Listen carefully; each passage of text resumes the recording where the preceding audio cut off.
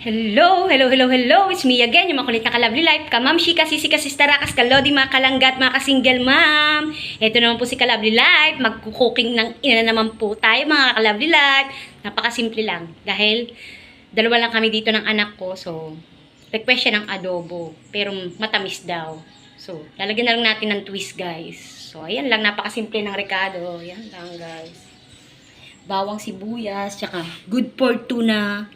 Chicken. Ayan yung mga sangkap ko.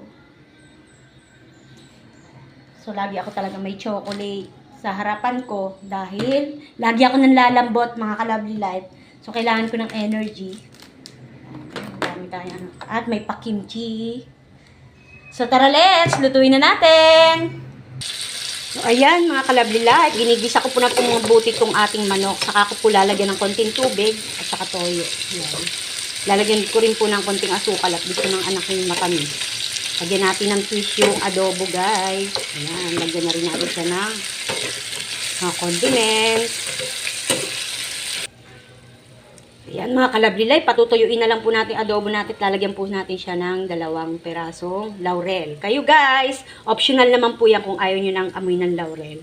Kasi po akong talaga paborito ko po yung amoy na yan at yung panlasa dyan. Hintayin na lang po natin siya kumulo at umin-in. Patuyuin po natin yung tubig. Thank you for watching, mga ka-lovely life. Mga followers ko, non-followers and friendship. Arat na, mag-iwan na ng bakas dyan sa box ko. Malay nyo yung friend ko at friend nyo ay magkasundo. So yan, guys, done cooking. Ayan yung minatamis na adobo para sa aking anak. Requested niya. So yummy.